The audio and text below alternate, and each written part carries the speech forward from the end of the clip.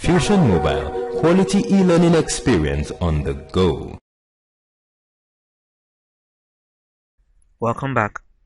In this particular class, we'll be discussing chemical formulas and equations. At the end of this lesson, you're expecting that you should be able to identify the empirical formula, differentiate between empirical formula and molecular formula. You should also be able to find the empirical formula of a particular substance given the ratio at which the elements are being mixed together.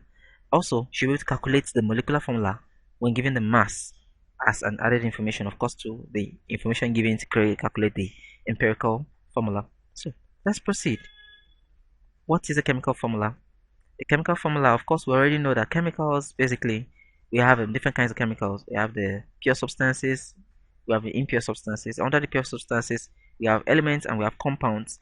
Now, compounds of course are the ones that have formulas that include more than one element. So a chemical formula is simply an expression of a chemical substance showing the elements that make up the substance and the constituents. That's the quantity of these constituents. That is how many of each of the elements is contained in it. For example, we'll talk about water. Water is of course H2O. That's two atoms of hydrogen and one atom of oxygen. Also talking about let's say methane.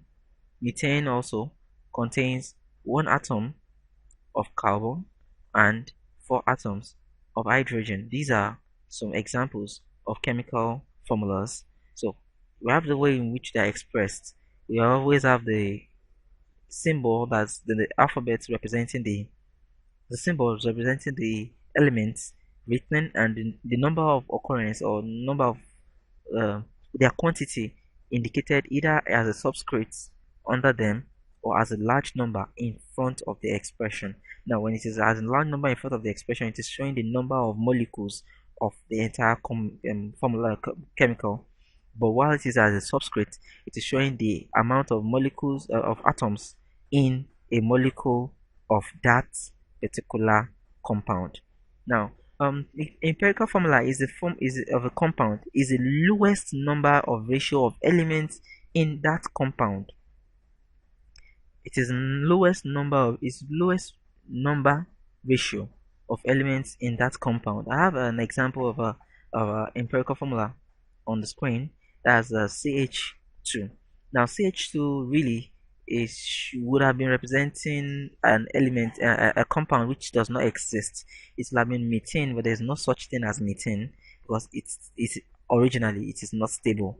But it is an empirical formula for either ethane, propane, butane, and many other ethane, protein, propane, butane, and many other substances like that.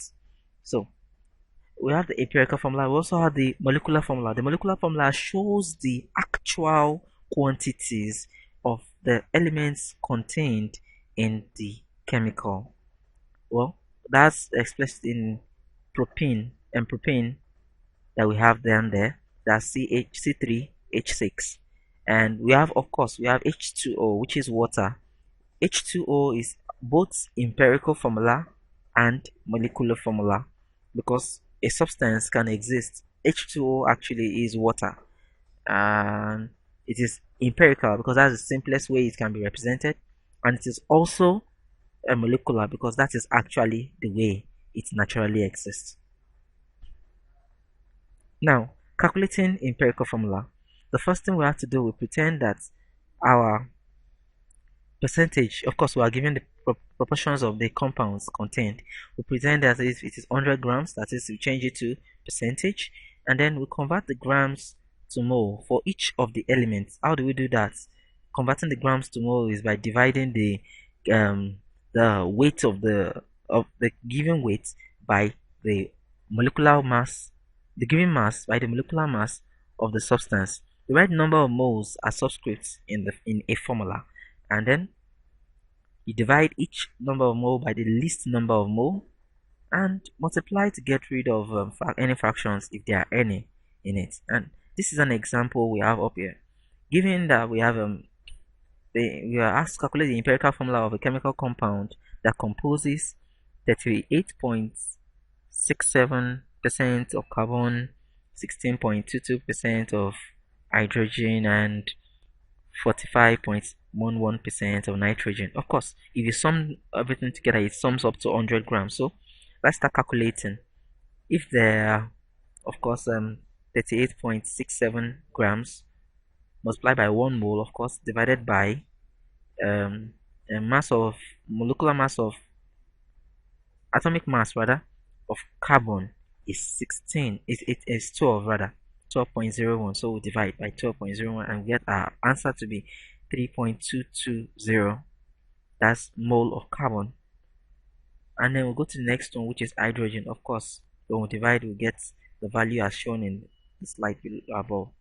So after dividing through, we have our least number to be equal to 3.219. So we simply divide everything by 3.219. Of course, dividing 3.22 by 3.219 will give us an approximate value of 1, and dividing 16.05 will give us also an approximate value of 5. And of course, 3.219 divided by 3.219 will give us 1. And that gives us the chemical empirical formula C1H5N1. So that's the empirical formula. Now, how do we go about converting our empirical formula to a molecular formula? It's simple.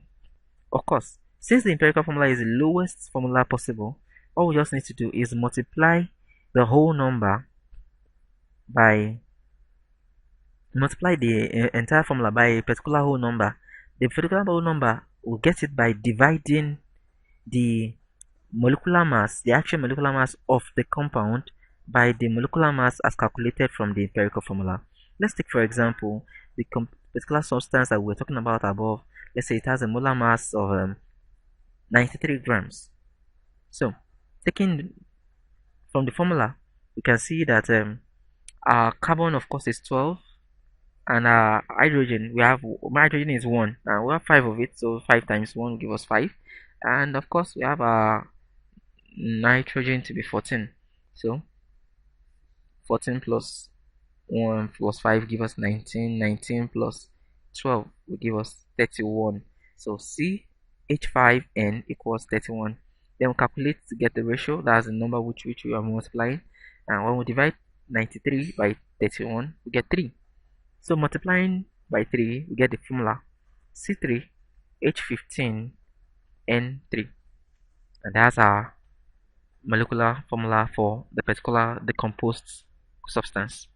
I think this, you can go over the calculation all over again in case you do not understand, but it's quite straightforward.